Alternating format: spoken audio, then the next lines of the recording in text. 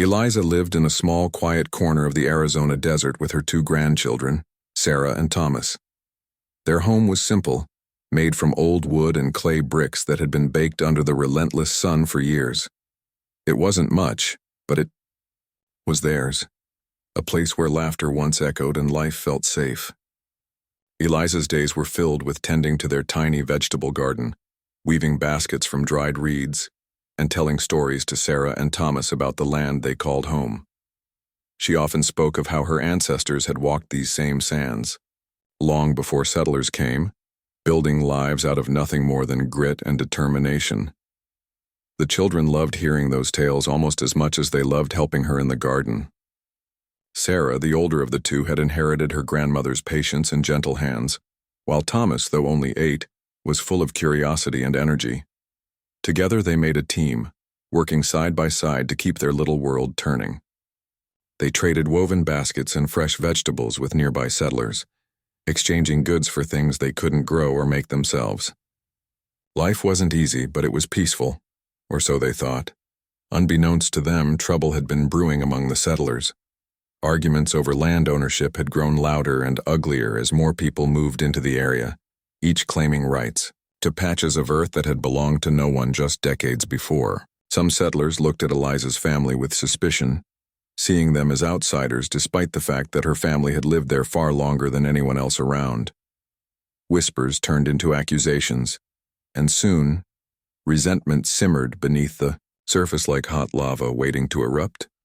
One evening, as the sky blushed orange and pink with the setting sun, everything changed forever. A group of settlers arrived at Eliza's doorstep, their faces twisted with anger and hatred.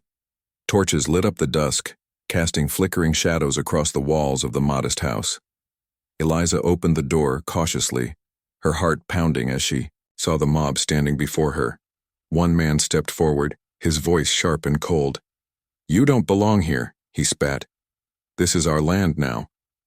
Eliza tried to reason with them, explaining that her family had lived on this land for generations, that they had done nothing wrong, but her words fell on deaf ears. The settlers didn't care about history or fairness. All they cared about was claiming what they believed was rightfully theirs. Without warning, they stormed past her, ignoring the frightened cries of Sarah, and Thomas huddled behind her legs. Furniture was overturned, pots and pans clattered to the ground, and precious belongings were trampled underfoot. Then came the flames. Someone threw a torch onto the dry wooden beams of the house, and within seconds, fire roared to life, consuming everything in its path. Smoke filled the air, choking and thick, forcing Eliza to grab her grandchildren and flee outside.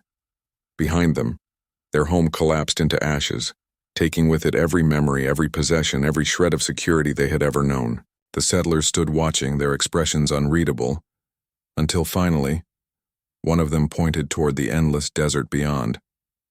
"Leave," he commanded, "and don't come back." With tears streaming down her face, Eliza led Sarah and Thomas away from the burning wreckage, their bare feet sinking into the cool sand. The desert stretched out before them, vast and unforgiving, a sea of emptiness that offered no shelter or promise of survival. As darkness fell, the temperature plummeted, and the 3 survivors huddled together for warmth. Exhaustion weighed heavily on their bodies, but sleep eluded them. Every sound, the rustle of leaves, the distant howl of a coyote, sent waves of terror coursing through their veins. Eliza held her grandchildren close, whispering words of comfort even though fear gripped her own heart. "We will survive this," she murmured, though she wasn't sure if she believed it herself. Her mind raced with questions. Where would they go? How would they find food or water? Would anyone help them, or were they truly alone in this cruel world? For the first time in her life, Eliza felt utterly powerless, a feeling she despised more than anything else. Yet deep inside, a spark of defiance refused to die.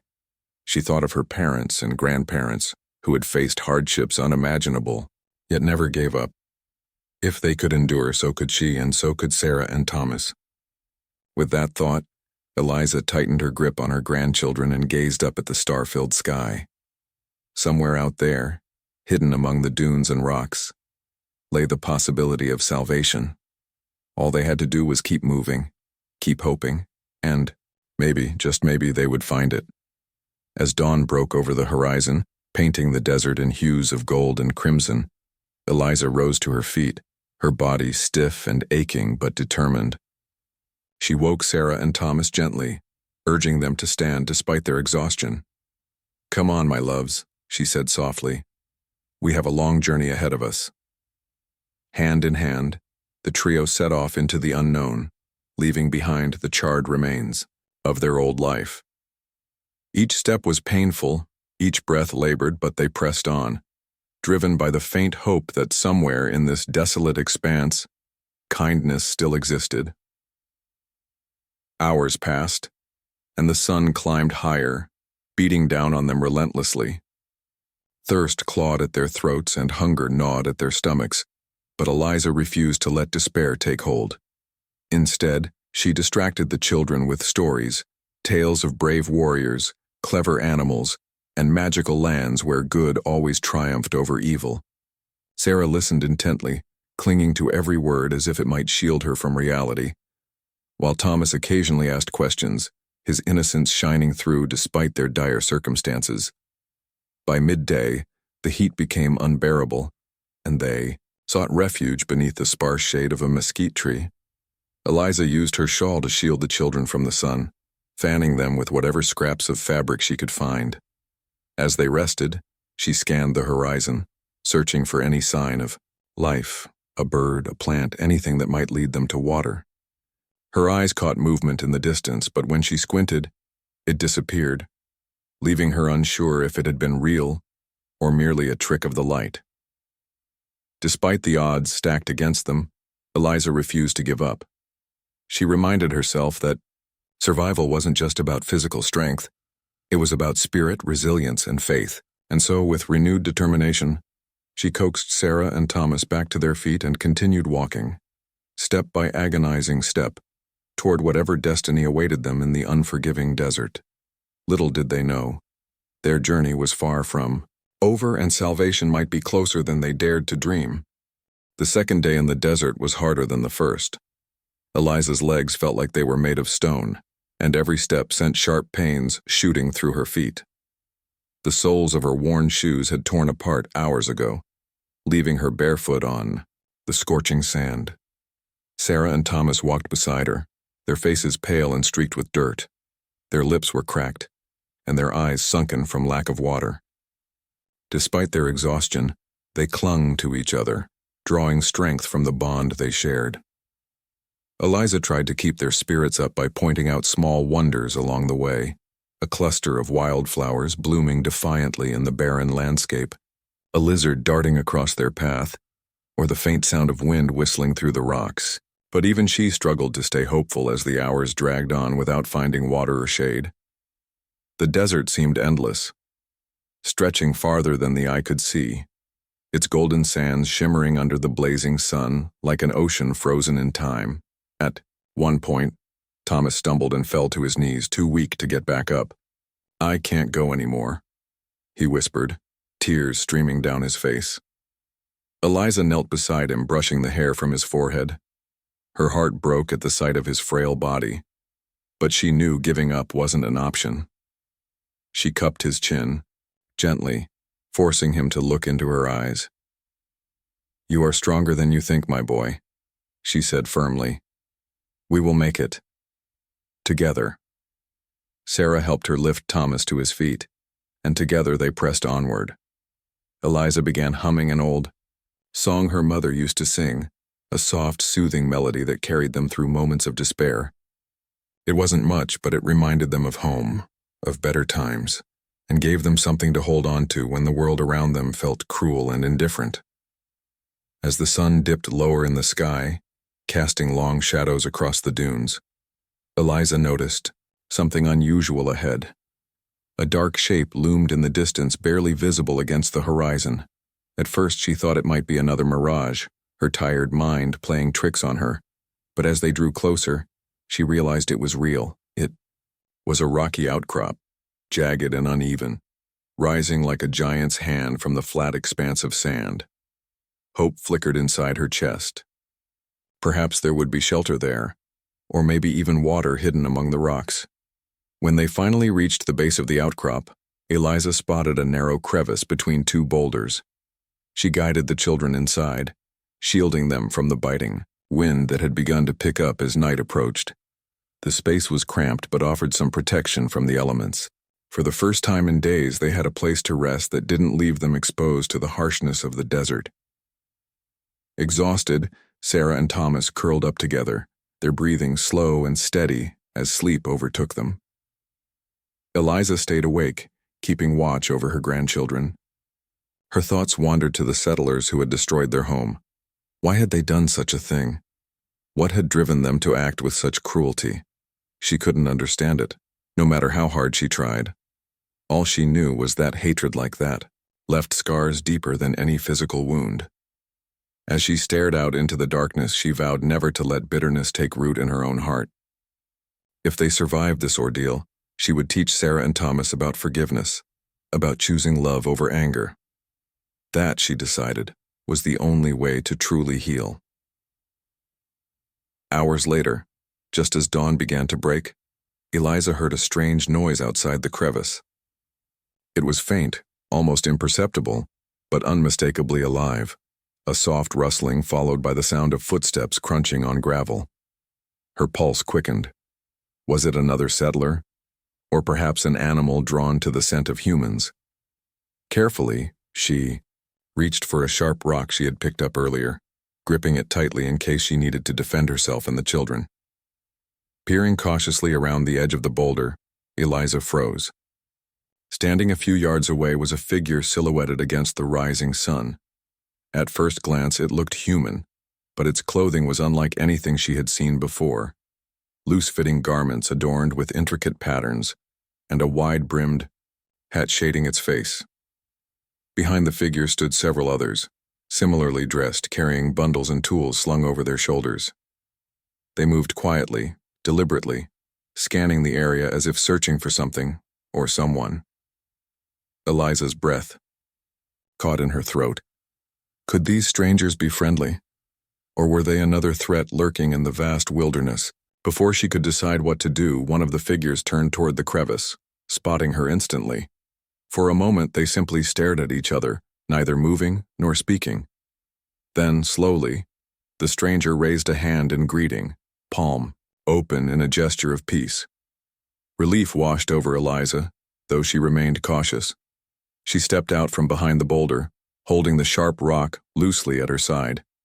The group approached carefully, their expressions calm and curious rather than hostile. One of them, an older man with weathered skin and kind eyes, spoke in a language Eliza didn't understand.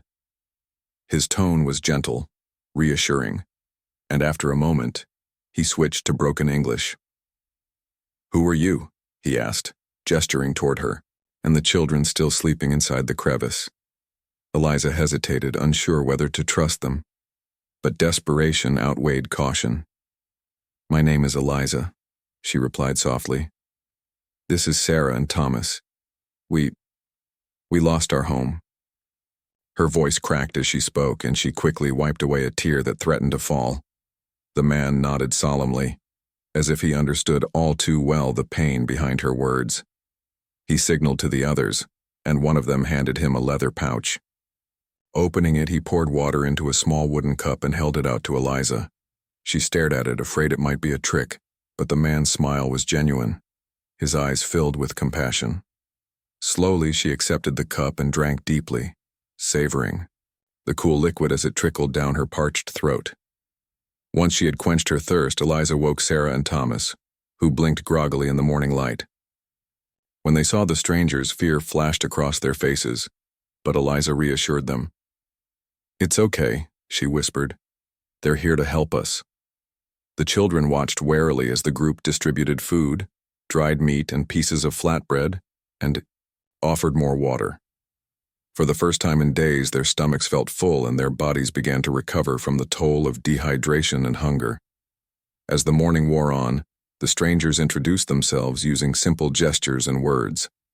Eliza learned they were members of the Navajo tribe, travelers who roamed the desert in search of resources and knowledge.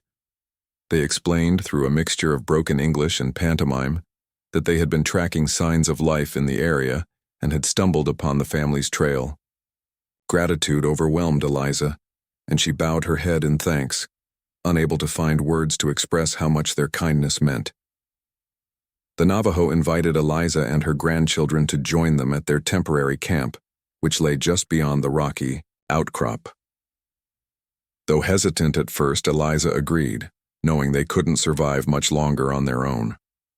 With the group's help, they gathered their few belongings and set off once again, this time accompanied by people who radiated warmth and generosity. As they walked, Eliza marveled at the resilience of these strangers who thrived in a land many considered uninhabitable. They taught her and the children basic survival skills: how to identify edible plants, locate water sources, and navigate the treacherous terrain. By the time they reached the camp, Eliza felt a glimmer of hope returning to her heart. The Navajo welcomed them with open arms, sharing their food, shelter, and wisdom without hesitation. For the first time since their home had been destroyed, Sarah and Thomas smiled, their laughter echoing through the camp as they played with the other children. Eliza sat beside the fire that evening, watching the flames dance and listening to the rhythmic beat of drums in the distance. She realized then that they weren't just survivors. They were part of something bigger, a tapestry, woven from acts of kindness and courage. Though their journey was far from over, Eliza knew they had found allies in the Navajo. Together they would face whatever challenges lay ahead, united by a shared belief in the power of community and compassion. And as she drifted off to sleep that night, surrounded by newfound friends, Eliza allowed herself to dream, not of revenge or loss, but of a future where love triumphed over hate and hope conquered despair. The days spent with the Navajo passed quickly, each one bringing new lessons and moments of healing for Eliza and her grandchildren. The camp was alive with activity from dawn until dusk. Women worked together to grind corn into flour, their hands moving rhythmically as they sang songs in their native tongue. Men tended to horses and goats, their movements steady and purposeful. Children ran barefoot through the sandy paths, laughing and playing games that required nothing more than sticks and stones. It was a world so different from the one Eliza had known, yet it felt strangely familiar, a reminder of simpler times before greed and hatred had torn her family apart. Eliza threw herself into learning everything she could from the Navajo. They taught her how to weave blankets using wool dyed vibrant colors, a skill she found both challenging and rewarding. Her fingers fumbled at first, but with patience and practice, she began creating patterns that told stories of resilience and hope. The Navajo admired her determination, often stopping by to offer advice or share tales of their own ancestors who had overcome great hardships. In return, Eliza shared her knowledge of basket weaving, crafting small gifts to show her gratitude. These exchanges brought smiles to everyone's faces and strengthened the bond between them. Sarah and Thomas adapted quickly to life in the camp, their youthful energy making it easy for them to fit in. They followed the older children everywhere, mimicking their actions and picking up bits of the Navajo language along the way. One afternoon, Sarah proudly showed Eliza how to say thank you in Navajo, "Ahehe." Eliza repeated the word slowly, savoring its sound. She made a point to use it often, earning approving nods from the elders. Thomas, meanwhile, became fascinated by the horses, spending hours watching the men care for them. One day, an elder, named Hostine, took notice of his interest and invited him to help feed the animals. Thomas beamed with pride as he carried buckets of grain, feeling useful for the first time in what felt like forever. Despite the kindness surrounding them, Eliza couldn't shake the lingering sadness in her heart. Night after night she lay, awake staring at the stars, replaying the events that had led them here. The image of her home engulfed in flames haunted her dreams, and the faces of the settlers who had driven them out were etched into her memory. She wondered if justice would ever come, not revenge, but accountability for the cruelty inflicted upon her family. Yet every morning, as the sun rose over the desert, she reminded herself of the promise she had made, to focus on love, not anger, on rebuilding, not destruction. One evening, as the camp settled into its usual quiet rhythm, Eliza joined a group of women gathered around the fire. They were preparing food for the next day, chatting softly about their families and traditions. One woman, whose name Eliza had learned was Atsa, turned to her and asked, "Do you miss your old life?" The question caught Eliza off guard. She hesitated, searching for the right words. Finally, she nodded. "Yes," she admitted. "But I also see now that there is beauty in starting over. Your people have shown me kindness when I needed it, most. That gives me strength." Atsa smiled warmly, placing a hand on Eliza's shoulder. "Life is like the river," she said. "Sometimes it flows smoothly, and sometimes it hits rocks. But even when the water breaks, it finds a way forward. You are strong like the river." Those words stayed with Eliza long after the conversation ended, giving her comfort during moments of doubt. As the weeks went by, Eliza noticed subtle changes in herself and her grandchildren. Sarah had grown more confident, speaking up when she wanted to try something new. Thomas no longer flinched at loud noises, his laughter returning louder and brighter than before. Even Eliza felt a shift within her. The weight of loss still lingered, but it no longer crushed her spirit.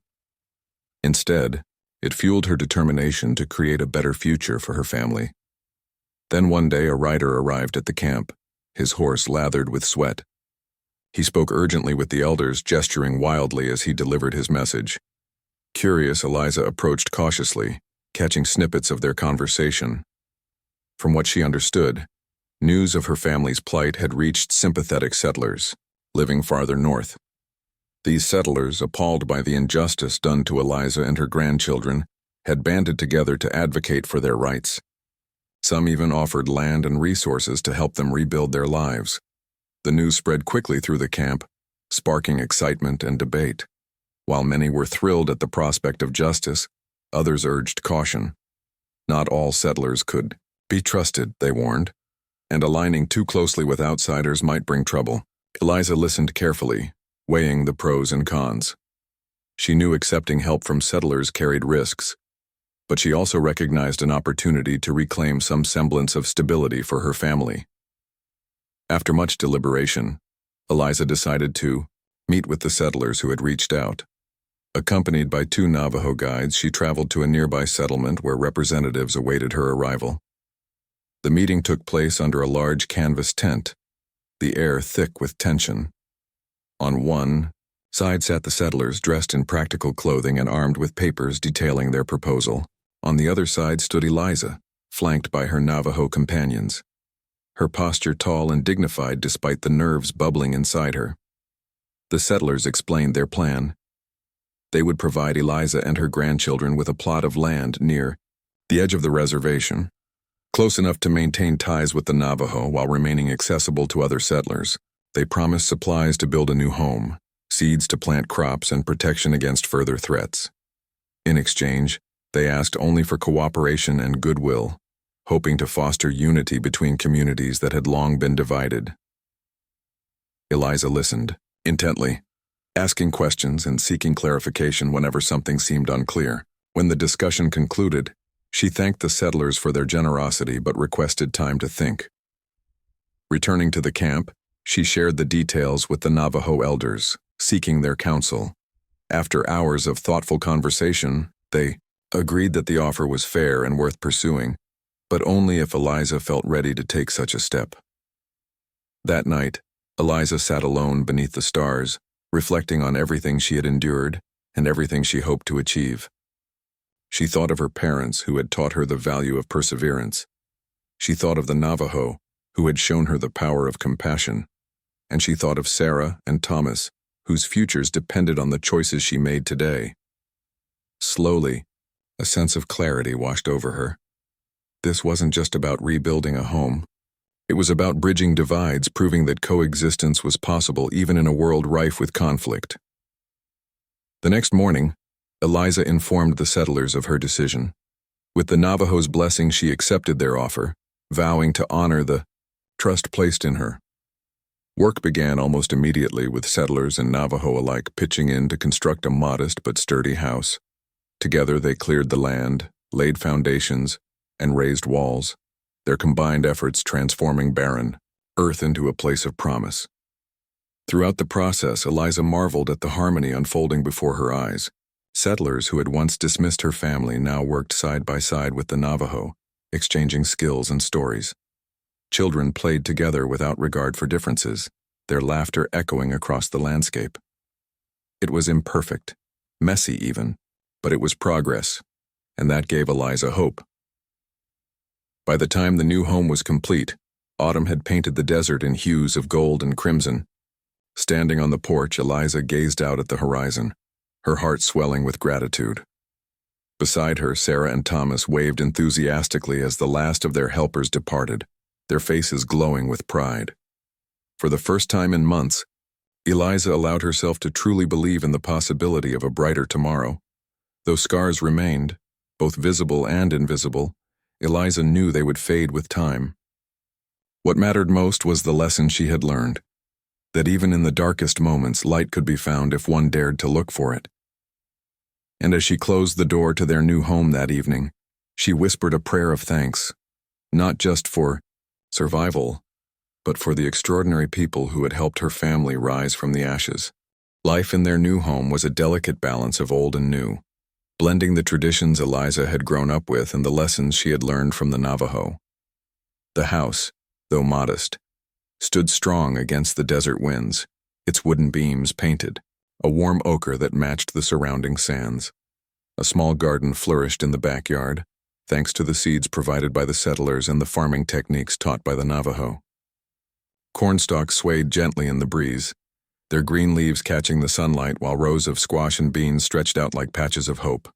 Every morning Eliza would walk through the garden, her fingers brushing against the plants, whispering words of encouragement as if they were living beings. Sarah and Thomas thrived in this new environment. They attended a small school set up by the settlers, where they learned reading, writing, and arithmetic alongside other children. But Eliza made sure they didn't forget their roots. In the evenings, after their lessons, she sat with them under the shade of a mesquite tree, teaching them stories passed down from her ancestors. She told them about the stars above, the constellations that guided travelers and symbolized courage, and the importance of respecting the land that sustained them. "We are part of this earth," she often said. "What we take, we must give back." The relationship between the settlers and the Navajo continued to grow, though not without challenges. There were moments of tension, misunderstandings that arose from differences in language and custom. But Eliza worked tirelessly to bridge those gaps, acting as a mediator whenever disputes flared. Her calm demeanor and willingness to listen earned her respect from both sides. Slowly but surely, trust began to take root, nurtured by shared meals, collaborative projects, and quiet conversations held around campfires. One day, a group of settlers approached Eliza with an idea. They wanted to organize a gathering, a celebration, of unity and gratitude, to honor the efforts everyone had made to rebuild and coexist peacefully. At first, Eliza hesitated. Memories of the cruelty inflicted by settlers still lingered in her mind, making it hard to fully embrace such an event. But then she thought of Sarah and Thomas, who had already begun forming friendships with settler children. She thought of the Navajo elders, who smiled warmly whenever they saw her grandchildren playing with others, and she thought of herself, standing on the porch of a home built by collective hands.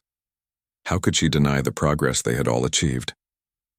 With the help of the Navajo and the settlers, plans for the gathering quickly came together. It would be held near the edge of the reservation, a neutral space where everyone felt welcome. Food was prepared in abundance. Roasted meat seasoned with herbs, baskets of freshly baked bread, and pots of stew simmering over open flames. The Navajo brought woven blankets and drums, while the settlers contributed tables, chairs, and colorful streamers to decorate the area. Children ran around, laughing and chasing each other, while adults worked side by side, setting up everything needed for the big day.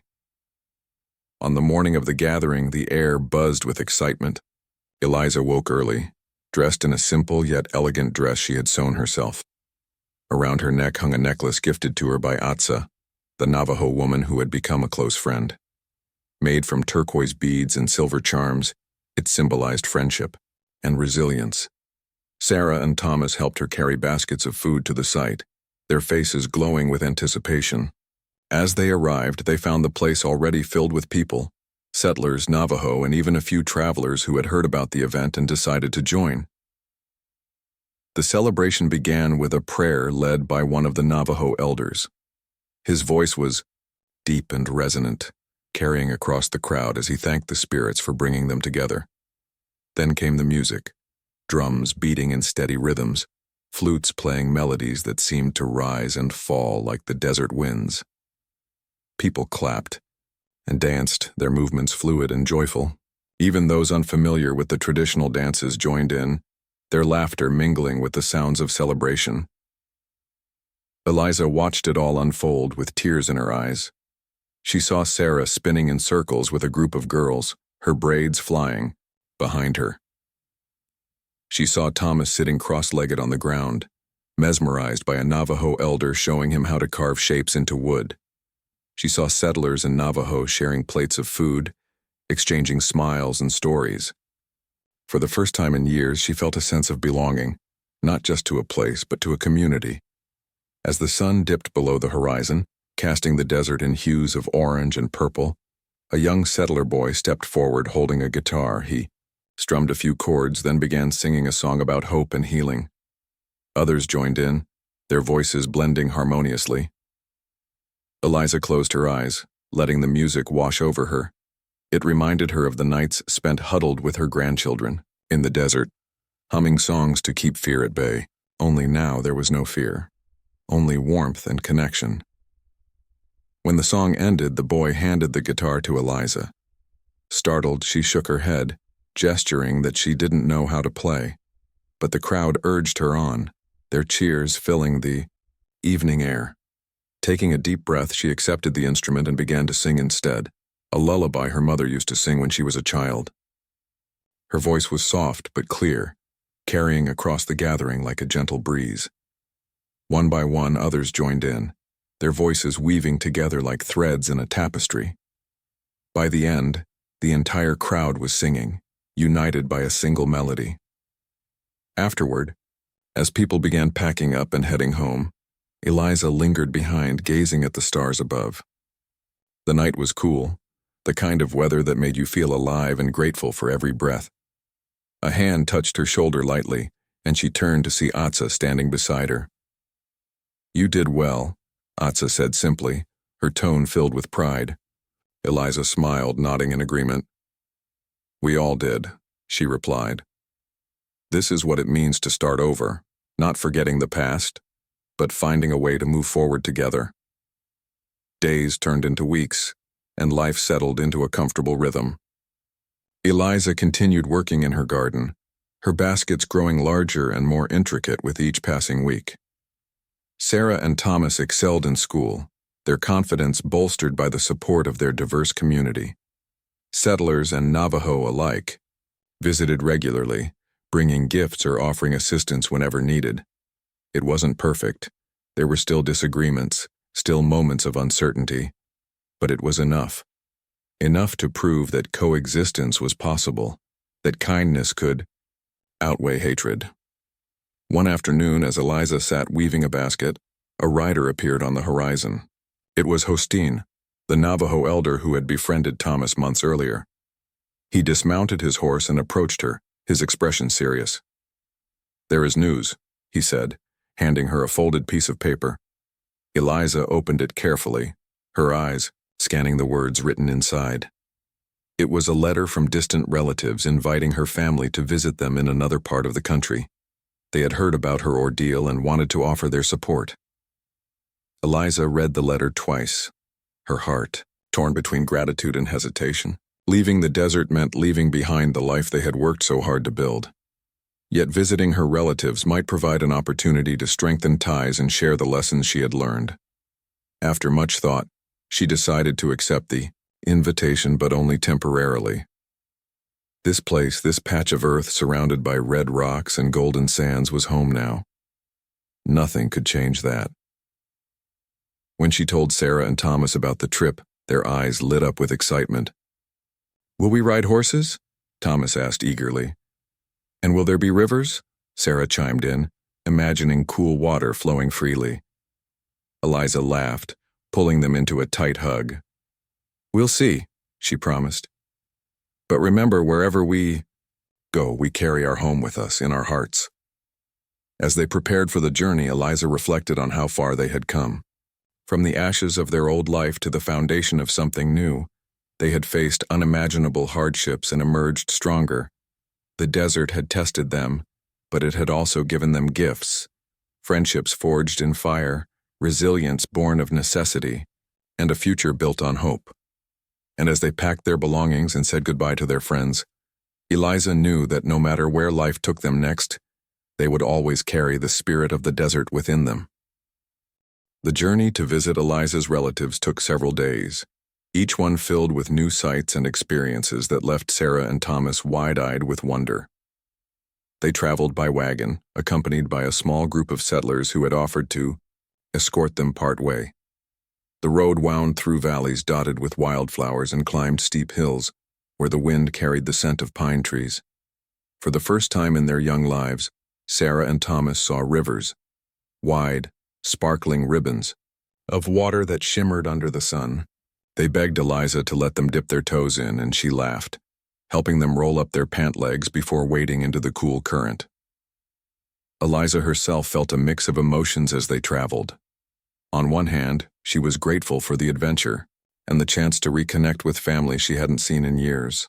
But on the other hand, her heart ached for the desert she had come to love, the endless sands, the quiet nights under star-filled skies, and the community that had embraced her when she needed it most. She often found herself gazing back at the horizon, half expecting to see the familiar red rocks of home. Yet she reminded herself that this trip wasn't just about visiting relatives. It was about showing Sarah and Thomas that there was beauty beyond their corner of the world. When they finally arrived at their destination, Eliza's relatives greeted them with open arms.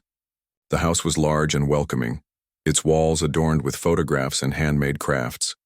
Cousins, aunts, and uncles bustled around, eager to meet the grandchildren they had only heard about in letters. Meals were served at long tables laden with hearty dishes, roasted chicken, mashed potatoes, fresh bread, and pies bursting with berries. Sarah and Thomas ate until their stomachs ached, marveling at flavors so different from the simple meals they were used to. But what truly captivated them was the stories their relatives shared. Tales of resilience, migration, and survival echoed through the evenings as everyone gathered around the fireplace. One uncle recounted how their ancestors had crossed mountains and rivers to find safety during difficult times. Another cousin spoke of working alongside strangers to build schools and hospitals in distant towns. These stories resonated deeply with Eliza, reminding her of the struggles she and her own family had faced. She realized that no matter where they came from or where they went, hardship and hope were universal threads woven into every life. During their stay, Eliza noticed subtle differences between her relatives' way of living and the life she had built back in the desert. Here, people relied more on farms and livestock than on the land itself. Houses were closer together, creating a sense of bustling activity rather than the solitude she cherished. At first, she missed the quiet simplicity of her garden and the vast openness of the desert. But over time, she began to appreciate the warmth and closeness of her relatives' community. There was something comforting about knowing your neighbors were just a shout away if you needed help. One afternoon, while Sarah and Thomas played with their cousins in a nearby field, Eliza sat with her Aunt Margaret on the porch. Margaret was older, her hair streaked with silver, but her eyes sparkled with wisdom. "You've changed," Margaret said after a moment of silence. Eliza looked at her quizzically. "How do you mean?" Margaret smiled softly. "You carry yourself differently now, stronger, yet softer too. Like someone who has seen the worst of life but refuses to let it break her." Eliza nodded slowly, understanding what her aunt meant. The fire that had once burned brightly within her, fueling anger and despair, had transformed into a steady flame of determination. She had learned to channel her pain into action, using it to build bridges instead of walls. "You know," Margaret continued, We hear things sometimes, even out here, about what happened to your home, about the kindness of the Navajo. It makes me proud to call you my niece." Her words brought tears to Eliza's eyes, though she quickly blinked them away. Pride wasn't something she allowed herself often, but hearing it from someone she respected made her chest swell with emotion. As the days passed, Eliza shared her own story with her relatives, speaking openly about the cruelty of the settlers who had driven them out and the generosity of the Navajo who had saved them. Some listened with disbelief, unable to imagine such hatred existing in the world. Others nodded knowingly, sharing their own experiences of prejudice and loss. Together, they talked about ways to promote understanding and cooperation among different groups, whether near or far. Eliza left those conversations feeling inspired, her belief in unity stronger than ever. Before leaving, Eliza decided to give her relatives a gift, a basket she had woven during her stay. Its design incorporated patterns from both her heritage and the Navajo traditions she had learned. When she presented it to Margaret, her aunt held it carefully, tracing the intricate weave with her fingers. "This is beautiful," Margaret said, her voice thick with emotion. "It tells a story." "It does," Eliza replied. "A story of survival, friendship, and hope. I want you to remember that wherever we are, we can find common ground if we try." The return journey was bittersweet. Sarah and Thomas chattered excitedly about all they had seen and done, already planning which parts of their adventure they would tell their friends back home. Eliza, however, grew quieter as they drew closer to the desert. She thought about the lessons she had taken from her relatives, the importance of connection, the value of diversity, and the power of storytelling. She knew these lessons would shape not only her future but also the futures of her grandchildren. When they finally reached the edge of the reservation, the sight of the familiar landscape brought tears to Eliza's eyes. The red rocks stood tall against the horizon, their shapes etched sharply against the sky. Smoke curled lazily from chimneys in the distance, signaling the presence of the settlement. As they approached, people emerged from their homes, waving and calling out greetings. Among them were Navajo friends, their faces lighting up with smiles as they welcomed the travelers back. That evening, a small gathering was held to celebrate their return. Food was shared, songs were sung, and stories were told late into the night. Eliza watched as Sarah and Thomas ran around, laughing and playing with their friends as if they had never been gone. She felt a deep sense of peace settle over her, knowing they were exactly where they belonged. Later, as she lay awake beneath the stars, Eliza reflected on everything she had experienced, from the ashes of her old life to the embrace of two very different communities. She had discovered strength she didn't know she possessed. She had learned that healing wasn't about forgetting the past, but about finding meaning in it. And she had come to understand that home wasn't just a place, it was the people who loved you, the values you held dear, and the dreams you dared to chase. The next morning, Eliza rose early, stepping outside to greet the dawn. The air was crisp, carrying the faint scent of sagebrush. She walked to the garden, her hands brushing against the leaves of the cornstalks. Nearby, Sarah and Thomas helped Hostine tend to the horses, their laughter ringing out like music. Eliza smiled, feeling a profound sense of gratitude for this moment, for the life they had rebuilt, the friendships they had forged, and the promise of brighter days ahead. As the sun climbed higher, painting the desert in golden light, Eliza whispered a silent prayer. Not for wealth or fame, but for courage, to keep fighting for justice, for compassion to guide her actions, and for love to remain the foundation of everything she did. Because in the end, she knew that was what truly mattered. It wasn't the hardships that defined them, but how they chose to rise above them. And rise they would together as a family bound not by blood alone, but by the unbreakable ties of hope and resilience. Months turned into years, and life in the desert continued to flourish for Eliza and her grandchildren. The small settlement near the edge of the reservation became a symbol of unity, a place where settlers and Navajo worked side by side, sharing their skills and traditions. Homes were built with sturdy walls and welcoming porches, Gardens bloomed with vibrant colors and children played together without regard for differences. It was far from perfect. There were still disagreements, misunderstandings, and moments of tension, but it was enough. Enough to prove that people could come together despite their pasts and create something beautiful. Eliza remained at the heart of this growing community, her wisdom and kindness earning her the respect of everyone around her. She often acted as a mediator when disputes arose, listening patiently to both sides before offering advice rooted in fairness and understanding.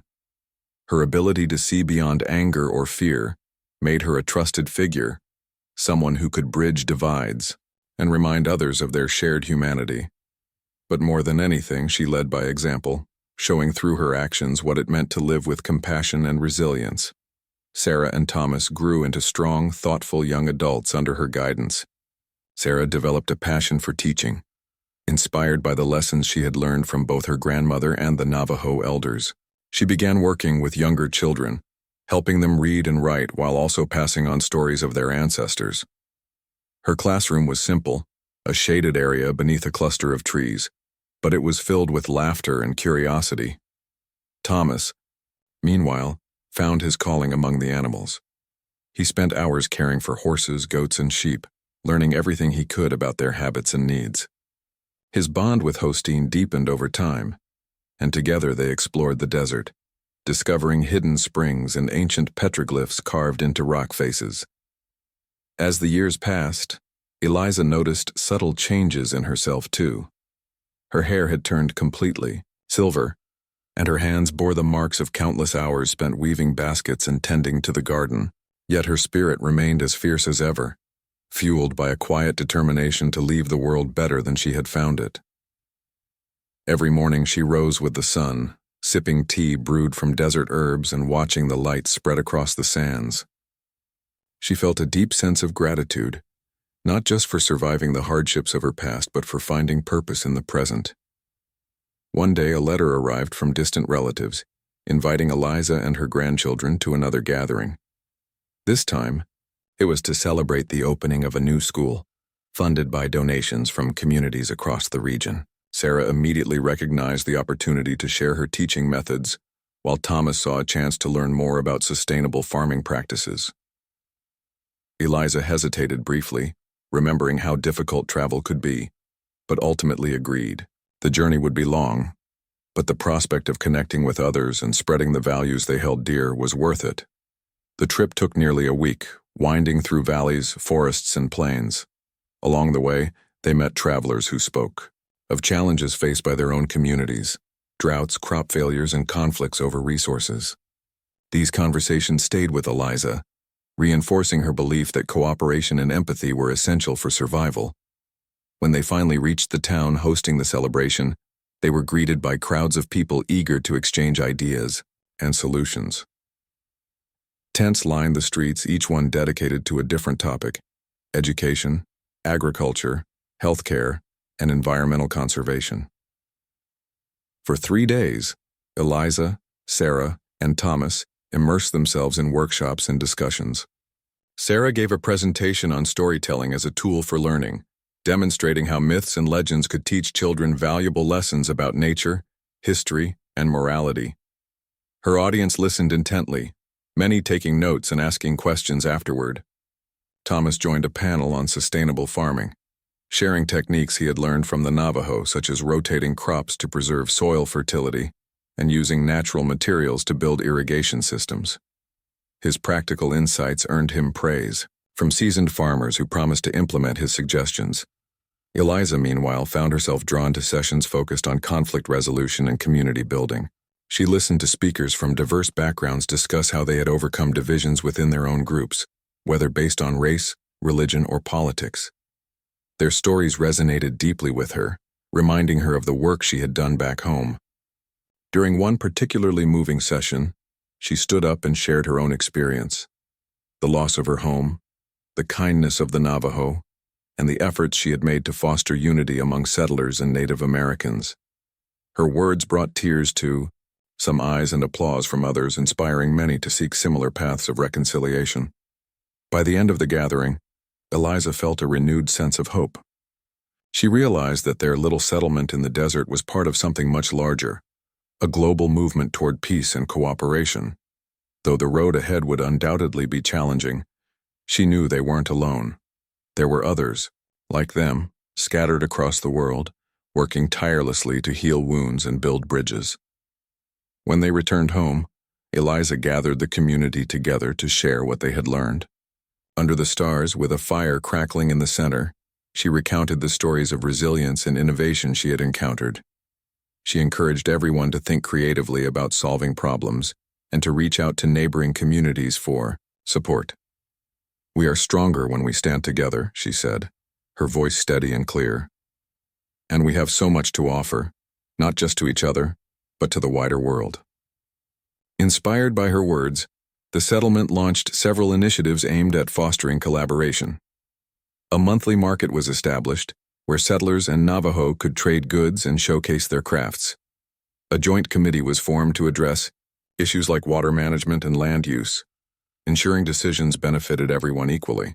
And perhaps most importantly, a storytelling circle was created, where elders from both cultures shared tales of their ancestors, teaching younger generations the value of heritage and mutual respect.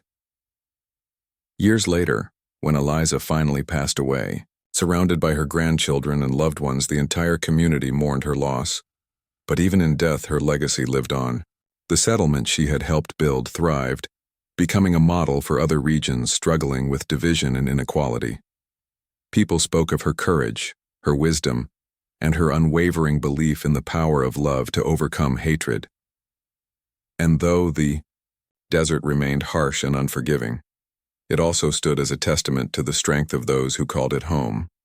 Sarah and Thomas carried forward their grandmother's teachings, raising families of their own and instilling in their children the same values of compassion, resilience, and unity. They often brought their kids to sit beneath the mesquite tree where Eliza used to tell stories, pointing out the constellations above and explaining their meanings. "Your great-grandmother taught us that life is like the river," Sarah would say, echoing Atsa's words. "Sometimes it flows smoothly, and sometimes it hits rocks. But even when the water breaks, it finds a way forward." In the end, Eliza's story wasn't just about survival. It was about transformation. From the ashes of despair, she had built a life filled with purpose and connection. She had shown that no matter how dark the night, dawn always came. And as long as there were people willing to work together, to choose love over anger, the future held endless possibilities. For Sarah, Thomas, and all who followed in their footsteps, Eliza's memory served as a guiding light, a reminder that even in the harshest deserts, hope could take root and bloom.